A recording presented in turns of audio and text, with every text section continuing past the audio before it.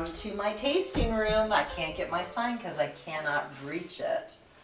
But I am here. Oh, look, here it is. There's my sign. I found a little gnome that's here drinking with me today. And I am going to talk to you about where you're going to store your wine. So, wine is a very popular gift, and we're going into the holiday season. Where are you going to put your wine? A lot of times when I'm doing my tastings, I walk into homes, and where do I see them put the wine? Right above the refrigerator. In fact, a lot of builders build a wine rack in those cabinets because they figure no one can reach them. What a great place to put those bottles of wine that you will never drink, or at least will never want to. Imagine what it's like living above your refrigerator with the constant opening and closing of that door, the heat that comes up from the motor, the constant vibration. Have some respect. It's wine. Little grapes have lost their life to get into that bottle. And here you are, storing it on top of your refrigerator, and it's the worst possible way to store your wine. But you might say, but I live in a condo. I don't have a wine cellar. Well, guess what? I don't either. I had one in Tuscany, but I don't have one now. Where do you think is the best place if you don't have a wine cellar? We all have them. Think about it. The inside of a closet. And for those of you who have a walk-in closet in your master, it's a great place to store your wine. The kids don't know it's there. It's handy for those romantic evenings. And it's cool and dark and temperature controlled. Total respect for those little grapes. So if you don't want to store your wine in your walk-in closet, try to store it away from sunlight and in a place where the temperature is constant. You don't necessarily need a wine rack. And with a lot of the closures, the modern closures today, you don't even really need to lay it on its side unless it's a precious bottle with an authentic cork. Once that bottle's open, you want to store it upright, and you don't want to store it on the door of your refrigerator. Again, think of the refrigerator door. It's opening and closing.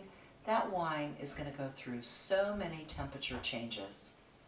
So the best place is to store it in a cool, dark place. Do you have a couple shelves in your kitchen pantry? Maybe it's away from the kitchen in an atrium leading out into a porch or a mudroom where it's cooler and drier, doesn't have the heat of the kitchen. At all last resort, maybe a guest closet, a guest coat closet when you first walk into your home, where it's going to generally be cooler and dark.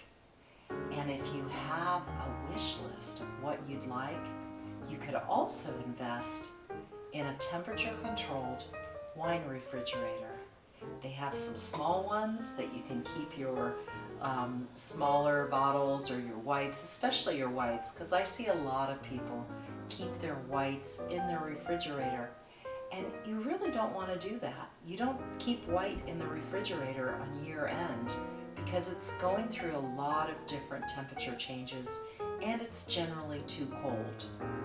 You can put your wine in your refrigerator if you're getting ready to serve it before a meal, or you've come back from the store and it's a little warm and you're going to serve it that evening. That's fine, because it's not going to live in your refrigerator with all the different temperature reiterations. So if you don't have a wine rack, no worries.